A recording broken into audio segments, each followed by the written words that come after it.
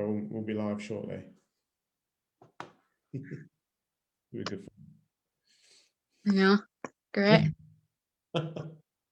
Thanks. Yeah, it's just pinged up now. Hello everyone. I'm here with Charlie, and we're just having a chat about pricing, and thought it'd be really good to come into the Facebook group to continue our chat, because there's some good learning that comes out of it. And if we sort of start where we left off, if that's all right, Charlie, tell us about your chow chow, or tell us about a little bit about what you're doing and how you're setting up and everything. So yeah, at the moment, I currently work in a salon, and I'm kind of wanting to just go and do it myself. I've been grooming at home for about a year, and it's just building the clients up really. And I seem to be getting fully booked, and people are wanting to come and see me. So It's good, isn't it? Yeah, go for myself. Give it a try, see what happens. So you're just about to sort of venture out on your own. Yeah. You've got your room sorted at home. Yeah. That you're going to be grooming from. Mm-hmm. And your original question was that you put into the group was all about pricing. Tell us about your chow chow experience, because I think that's really important that people hear this, and it's great that you're willing to share it, because I'm sure other people have made the mistake, or maybe you can stop other people from sort of doing. Yeah.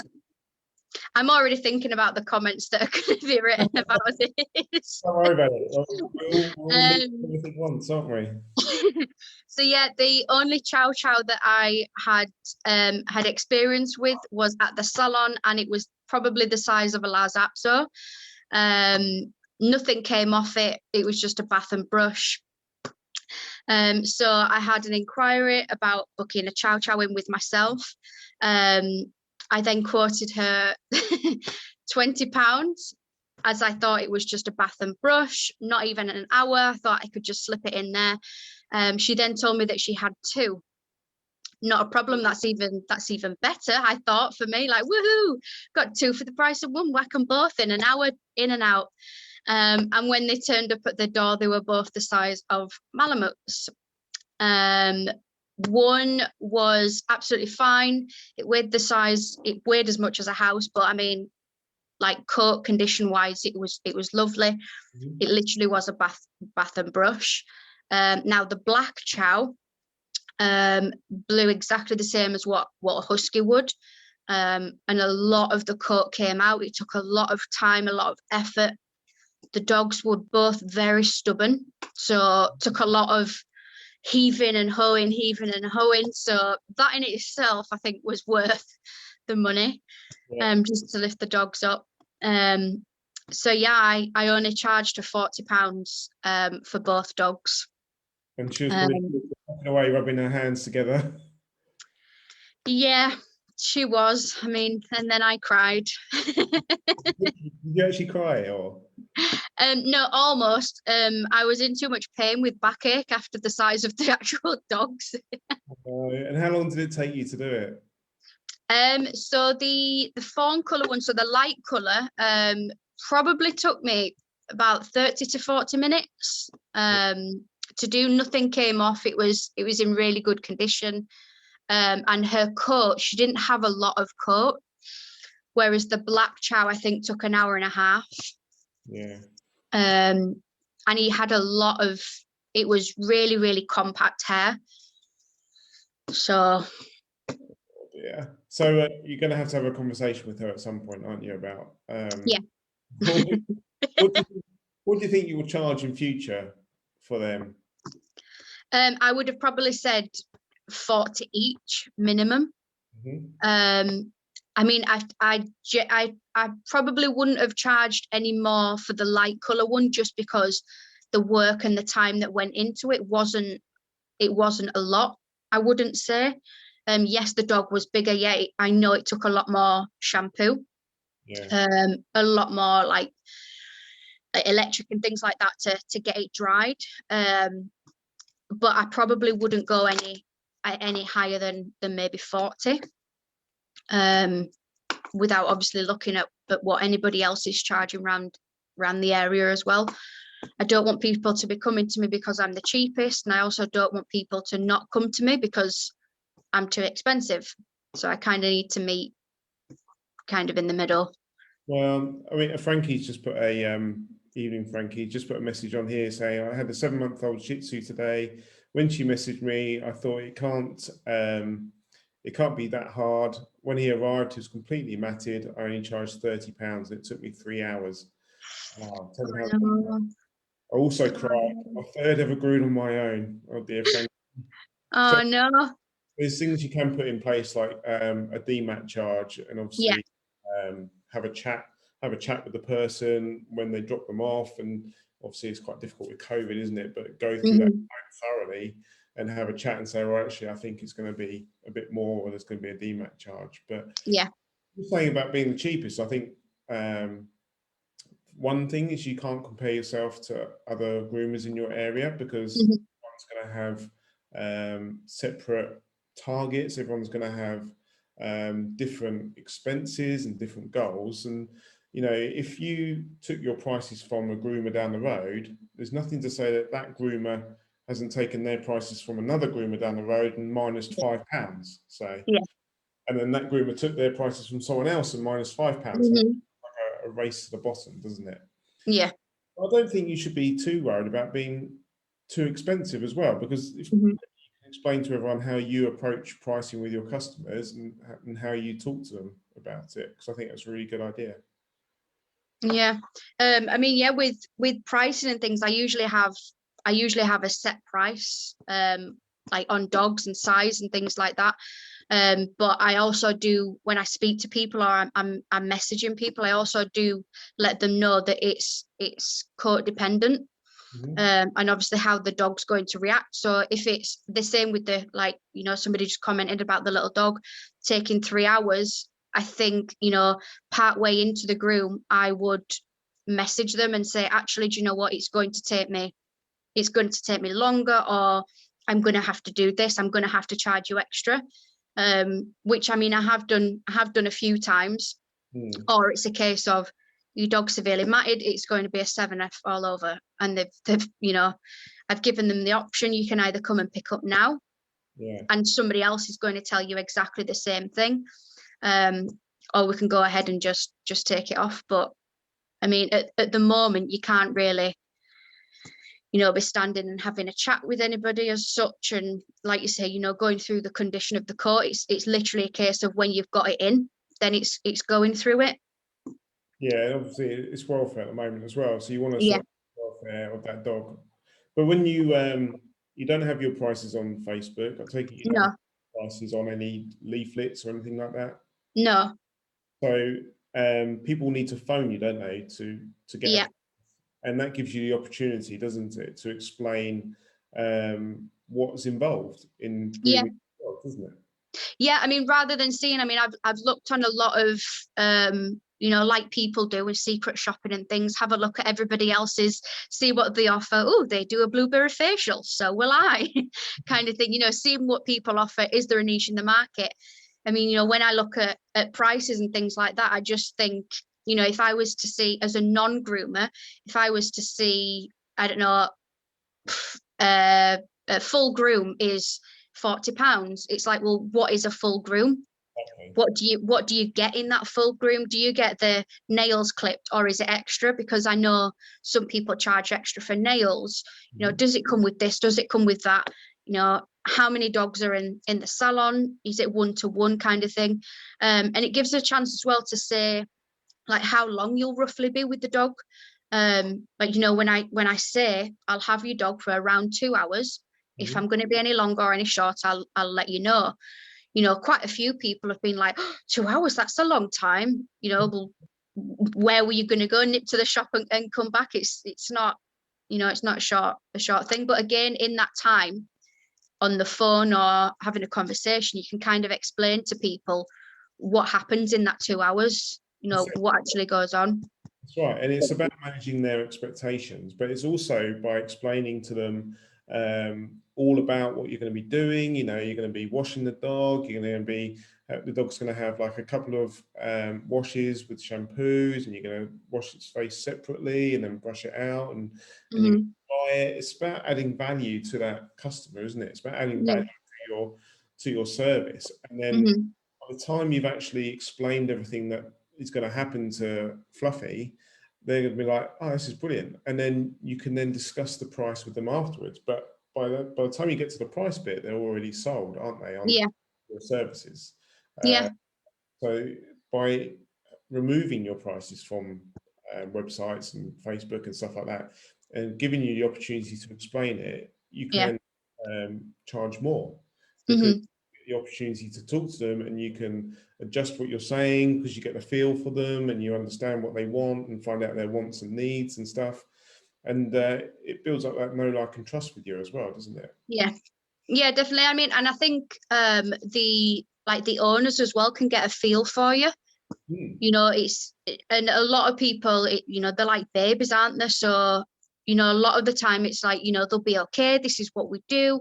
I'll let you know if there's any problems. I think it's just the reassuring them that, they are in good care.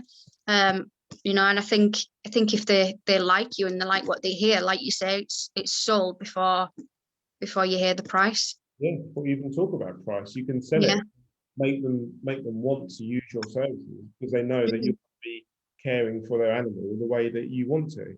But it Yeah. also enables you to qualify them, because I'm sure Mhm. you probably come across people that you just think, you know what, you're so fussy about this particular part of the dog, or you're so Mhm.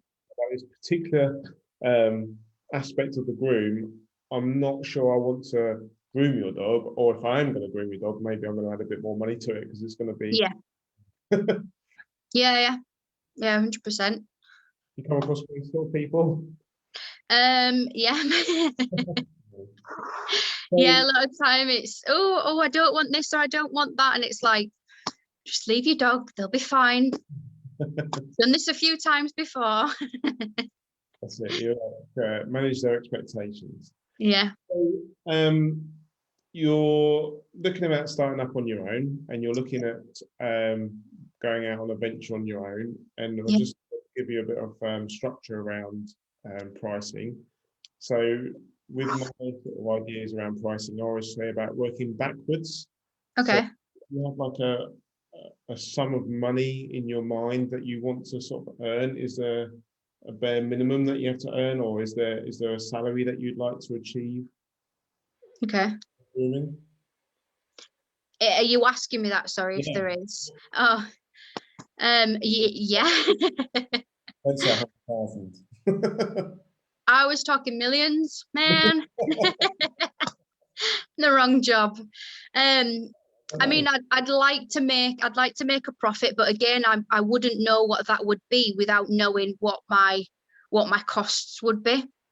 Yeah, So I'd have to work out how much, my overheads are going to be, because it's okay me saying, oh, I want to earn 3,000 a month, but then actually my bills are 2.5 and I'm only earning a little bit on, extra kind of thing.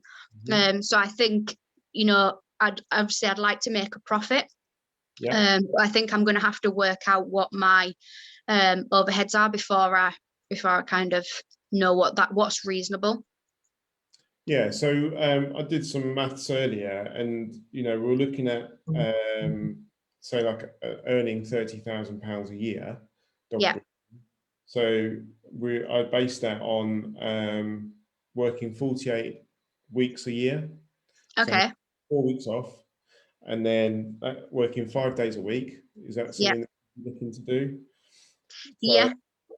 I'd uh, just like my weekends back. At the moment, I work Saturdays, and I'm like, oh, it does seem to be an industry standard, doesn't it? That, yeah, and I always did wonder, actually. I always thought, well, who's around during the week to use like a pet groomers? But yeah. Saturdays aren't the busiest day. No, I mean, well, even when I'm not, if I'm not at the salon or anything, I don't get anybody asking for Saturdays. Hmm. If anything, it's usually evenings. I have a few people that I know, with their jobs and things like that, and with childcare. they can only do evenings, which isn't a problem. It just means that I'll start later on in that day, or I'll do more dogs in that day, and then the next day I won't do as many. So I kind of don't wear myself out. Yeah, yeah. So what do you think on £30,000 a year? Would you want more, or would you want less, or? I mean, I'd be happy. I'd be happy with that. So that would be grooming. That would mean earning £625 per week, or £125 a day. 125. Now you'd probably be a sole trader. Yeah. So that you would pay just under £6,000 in tax and national insurance on that. Okay. So that works out about £25 a day. So out of that £125 a day, 25 quid of that needs to go in a savings account. Yeah. Separate. To put it, yeah, for the end of the tax year and things, yeah. So that gives you like a very rough base to go on. And then when you can start looking at your overheads, you can start to adjust those figures. Mm-hmm. And then when you start looking at what I'd suggest is you sort of you start doing your grooming, and then you look at your average price that you're earning. Yeah. So if you have 4 dogs in a day, what's the average price of those 4 dogs and how much you make in that day? And then that gives you a very rough idea as to whether you need to put your prices up or whether they're stable. But then you've got like you were saying earlier, you've got your teeth cleaning as well, haven't you? Which is a good add-on, and that is very good at increasing your average price very quickly. But I don't think. What do you think about £125 a day? Do you think that's doable, or? Yeah, definitely it is. It's definitely doable. I usually do 3 to 4 dogs a day. So average of £31 a dog, isn't it? Yeah. I think you'd smash that. Yeah. Quite easily. Well, if I don't have many chow chows in. If you don't do many at £40. If I don't do any chows, I'm halfway there. Well, if we did, how many dogs do you think you could do a day? So usually I do 3 to 4 dogs a day. 3 to 4. If your average price was £50, you're looking at a daily average of 200. So you can see how it moves quite quickly. Yeah. And then £200 a day times 5 days. So that's £1,000 a week times 48. That's £48,000 a year. Sold. Quickly. So you see how looking at your average and then how just small increases in price can make quite a big difference. Yeah. You happy with that? Yeah, definitely. I mean, I actually had a conversation with one of my pooch parents, who's come to me from, that's the owner, sorry, the pooch parents. I did her dog a while back, and I kind of always take a photo of the dog at the end. So I don't know if you've had a look at my page, but I try and make the pictures as cute as possible, as nice as possible. So I kind of, I don't charge for any photos or anything like that. I'd usually just send them. And the dogs always come running up and they're really excited and happy. Now, this particular pooch parent had then messaged me. The dog was really matted. I managed to put detangling spray on. I took out the mats that needed to be taken out. Luckily, it was all underneath. So all of that came out, but she'd actually messaged me when she got home to say, how long have you had these prices? Have you thought about changing them? And I was like, I mean, I can charge you extra if you want next time. And that was coming from the owner. And she kind of said, if you put your prices up just £3 a dog, that's nothing. You know, and it was her that made me think, you know, if she's saying my prices, and this wasn't the Chow Chow owners either, this was somebody else. You know, and she was saying what you provide for the dog, like all the dogs love coming to see you kind of thing, the pictures that you get at the end of it. And she just said, you know, you need to charge for the whole experience. That's right. And that's what then made me think, oh, well, am I charging too low? Or, you know, do I put it up going on this or going on that kind of thing? You know, what she's saying in a roundabout way is she's seeing your value. She's seeing the value that you're giving in your service and the great things that you're doing for her dog. So she's seeing that value and saying, I'm more than happy to pay more for that value. And you if you don't charge enough for your services, your diary will become extremely booked up because you're obviously good at what you're doing. And at your Facebook page, you know, you got some really good recommendations, and like you said, you've got really good photos on there. So everyone will be like, I want to use you. But then if you're too cheap or not charging that much money and you become booked up, you won't have any room for maneuver. If you say you'll just end up becoming really tired and then eventually resentful, and you're like, oh, I'm just knackered. And then you can't take on any new clients. So you've got to really get this right from the very start. Because you can move your prices up yearly or 6 monthly, but if you start right at the bottom, it's going to take you a long time to get to where I think somebody put something as well last week, something about price. I think somebody had asked for a price check for something, and you know, and somebody had said, you know, prices you mean to go on kind of thing. So, you know, work everything out, and you know, if you go midway kind of thing, like you say, there's wiggle room, but if you're starting on the lowest of the low, it's going to take some time. And obviously I know if you're constantly saying as well to people, oh, it's going up by this much, and then 6 months later, oh, it's going up again, you know. And you imagine how your Chow Chow owner, how are you going to put 50% onto that price and keep them happy? They might understand. I already spoke to the lady when she did pick up. I let her know the amount of work that went into it. She was more than happy with what I'd done to both of them. I mean, by no means did I think, do you know what, oh my gosh, I'm getting £20 each out of these dogs, you're getting a bath and a quick dry. Like I put my all into it. And she could kind of see that as well when she picked them up. They look like new dogs. But I mean, I did speak to her and say, you know, I'm looking at my pricing and things like that and what I'm going to be charging. I mean, she wanted to book in there and then again, and I just said to her I'd contact her, or if she lets me know when she wants to book them in. I just said that I had a few things to sort out in regards to fees, etc. It will be going up, and she said that was fine.